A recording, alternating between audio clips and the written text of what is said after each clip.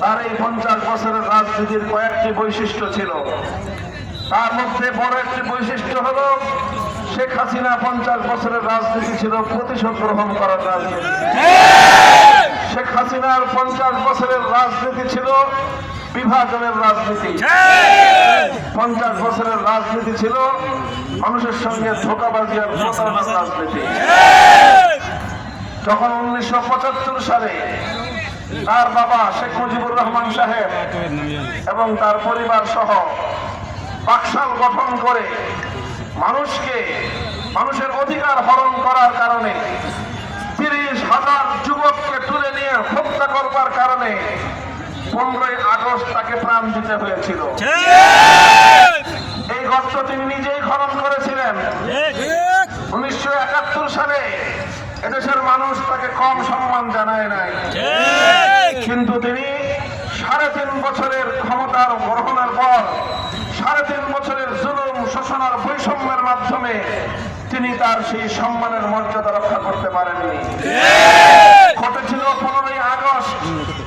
15ই আগস্টের পরে শেখ হাসিনা আন্তর্জাতিক গণমাধ্যমে এক সাক্ষাৎকারে বলেছিলেন, যেই জাতি যেই দেশের মানুষ তার বাবাকে হত্যা করেছে তিনি সেই দেশের মানুষের থেকে প্রতিশোধ গ্রহণ করবেন। এরপরে শুরু হলো শেখ হাসিনার প্রতিশোধের রাজনীতি। 1975 থেকে 2024 সাল, 15ই আগস্ট থেকে 5ই আগস্ট, এই 50 বছরে শেখ হাসিনার রাজনীতি ছিল এই বাংলাদেশের মানুষের কাছ থেকে প্রতিশোধ গ্রহণ করার রাজনীতি। তিনি এদেশের মানুষকে নানাভাবে শায়েস্তা করার সকল পদক্ষেপ নিয়েছিলেন। এদেশের মানুষকে অকাতরে খুন করেছেন, গুম করেছেন, হত্যা করেছেন, সোনার বাংলাকে মধ্যপরিতে পরিণত করেছিলেন। এদেশের মানুষের সকল অর্থ টাকা পয়সা চুরি করে বিদেশে পাচার করে বাংলাদেশকে একটা তলাবিহীন ঝুড়িতে পরিণত করেছিলেন। তিনি চেয়েছিলেন বাংলাদেশের মানুষকে তাদের সকল অধিকারগুলো কেড়ে নিয়ে এদেশকে একটা ফোকলা বানিয়ে বাংলাদেশকে চিরদিনের জন্য ভারতের করতলগত করতে। তিনি চেয়েছিলেন বাংলাদেশকে নরেন্দ্র মোদীদের অঙ্গরাজ্যে পরিণত করতে। এটাই ছিল তার রাজনীতি। এজন্য যখন এদেশের মানুষ খুশি উঠল, প্রতিবাদ করল, তিনি অকাতরে নির্বিচারে মানুষকে হত্যা করার নির্দেশ দিলেন।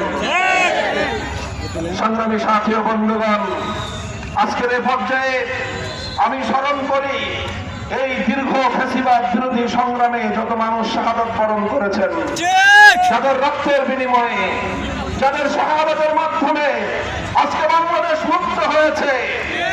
সেই 2009 সালে বিডিআর বিদ্রোহের নামে 57 জন দেশপ্রেমিক সেনা কর্মকর্তাকে হত্যা করেছিল। 2013 সালের 5ই মে শাপলা চত্বরে ঘুমন্ত অবস্থায় নবী প্রেমিক হেফাজতের নেতা কর্মীদেরকে খুন করেছিল। আল্লামা দেলোয়ার হোসেন সাঈদী তার নামে মিথ্যা মামলা দিয়ে তার নামে মৃত্যুদণ্ডের সিদ্ধান্ত ঘোষণা করার কারণে এদেশের কোরআন প্রেমিক তৌহিদি জনতা যখন প্রতিবাদে নেমেছে, পাখির মতো গুলি করে 1 শতাধিক মানুষকে হত্যা করেছিল। 2014, 15, 16 সালে একতরফা নির্বাচন করতে গিয়ে শত শত মায়ের বুক খালি করে এদেশের মানুষকে গুম করেছে, খুন করেছে। আপনাদের এই অঞ্চলের মাটি এবং মানুষের নেতা, জনপ্রিয় নেতা ইলিয়াস আলীর সন্ধান আজও বাংলাদেশের মানুষ জানে না। বাংলাদেশের মানুষ এইভাবে অসংখ্য অগণিত সন্তানদেরকে হারিয়েছে শুধুমাত্র শেখ হাসিনার প্রতিহিংসা চরিতার্থ করতে গিয়ে।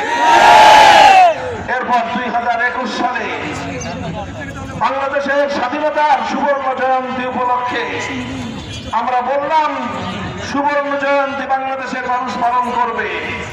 সারা পৃথিবীর যে কোনো নেতা আসবে, বিদেশি মেহমান হিসেবে আমরা শ্রদ্ধা জানাবো। এমনকি ভারতের রাষ্ট্রপতি আসুক, আমরা স্বাগত জানাবো। না, তার অন্য কিছু দিয়ে হবে না। গুজরাটের কসাই নরেন্দ্র মোদীকেই তার লাগবে। তিনি মোদীকে আনলেন, এদেশের মানুষ শান্তিপূর্ণ প্রতিবাদ করলো। সেই শান্তিপূর্ণ প্রতিবাদে তিনি বুলেটের আঘাতে 25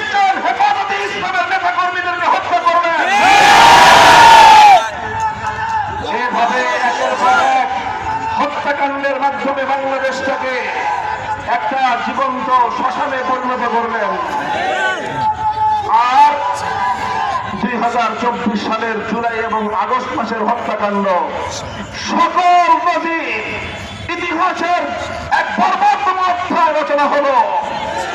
হেলমেট লীগ, হাতুড়ি লীগ, যুবলীগ, ছাত্রলীগ, সন্ত্রাসী লীগ একাকার হয়ে রাজপথে গুলি করে করে শিকারী পাখিকে যেভাবে মানুষ মারে শিকার করে, ঠিক সেইভাবে আমাদের ছাত্রদেরকে, স্কুলের কোমলমতি ছেলেদেরকে, কলেজ ইউনিভার্সিটির আমাদের সন্তানদেরকে, মাদ্রাসার আমার ছাত্রদেরকে, প্রায় 1000-এর বেশি বাংলা তামাম সন্তানদেরকে খুন করলো শুধুমাত্র নিজের মস্তককে টিকিয়ে রাখার জন্য। অনেকেই বলতো সে একটা চরম সাইকোপ্যাথিস্ট, চরম পর্যায়ের মানসিক বিকৃতি তার ঘটেছিল। এইভাবেই বাংলাদেশকে জ্বালিয়ে পুড়িয়ে ছারখার করে তারপরে 5ই আগস্ট সে পালিয়ে নরেন্দ্র মোদীর ঘরে গিয়ে আশ্রয় নিল। আমরা পরিষ্কার ভাষায় বলতে চাই, ভারতে বসে নরেন্দ্র মোদীর কাছে বসে বিগত 15 বছর ভারত সরকার বাংলাদেশের মানুষের অধিকারের কথা চিন্তা করেনি, শুধু শেখ হাসিনাকে ক্ষমতায় রাখার জন্য কূটনৈতিক শিষ্টাচার বর্জন করে সব ধরনের মিথ্যাচার করেছে এবং এদেশের মানুষের বিরুদ্ধে ষড়যন্ত্র পরিচালনা করেছে। এখনো তারা যদি সেই ষড়যন্ত্র অব্যাহত রাখতে চায়, এদেশের 18 কোটি মানুষ তার উচিত জবাব দিতে প্রস্তুত থাকবে। অন্তর্বর্তীকালীন সরকারের কাছে স্পষ্ট দাবি জানাতে চাই, এই সকল গণহত্যার জন্য শেখ হাসিনা এবং তার খুনি মন্ত্রী পরিষদের সদস্যদেরকে ধরে এনে বিচারের কাঠগড়ায় দাঁড় করাতে হবে। এদের বিচার বাংলার মাটিতে করতে হবে। যত লক্ষ কোটি টাকা বিদেশে পাচার করেছে সকল টাকা ফিরিয়ে এনে দেশের মানুষের কল্যাণে ব্যয় করতে হবে। বৈষম্যহীন সমাজ গড়তে হলে যে জাতীয় ঐক্য সূচিত হয়েছে এই ঐক্য ধরে রাখতে হবে। সকল ধর্ম, বর্ণ, ভিন্ন মত সকলে মিলে আমরা সত্যিকার অর্থে সুন্দর বাংলাদেশ গড়ে তুলব। এখানে কোনো বৈষম্য থাকবে না, ইনসাফি থাকবে না, বিভাজন থাকবে না, ভিন্ন মত থাকবে, বিরোধ থাকবে না, ভিন্ন মত থাকবে, সন্ত্রাস থাকবে না। আওয়ামী লীগের মতো সন্ত্রাসী দল বাংলাদেশে রাজনীতি করবার কোন নৈতিক অধিকার পাবে না। আওয়ামী লীগের রাজনীতি ছাড়া যারা জড়িত ছিলেন, কেউ যদি ভালো মানুষ থেকে থাকেন তাহলে আমি বলবো আওয়ামী লীগের নাম পাল্টায় শেখ হাসিনাকে বাদ দিয়ে নতুন ভাবে রাজনীতিতে আসার চিন্তা করবেন।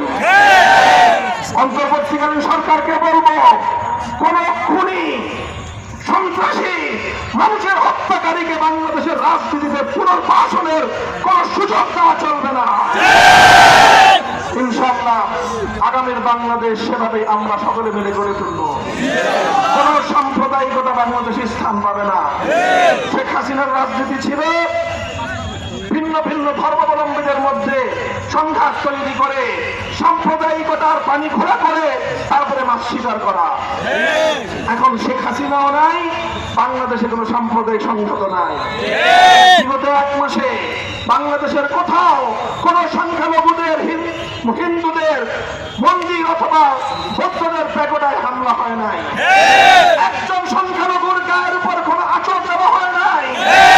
এদেশের আলেম সমাজ, হেফাজতের কর্মীরা, খেলাফতের কর্মীরা, জমিয়তের কর্মীরা, ইসলামী আন্দোলনের কর্মীরা, জামাতের কর্মীরা, মাদ্রাসা মসজিদের শিক্ষক, মসজিদের ইমাম সাহেবরা মন্দির এবং সংখ্যালঘুদের বাড়িঘর এবং তাদের বিভিন্ন উপাসনালয়গুলো পাহারা দিয়েছে।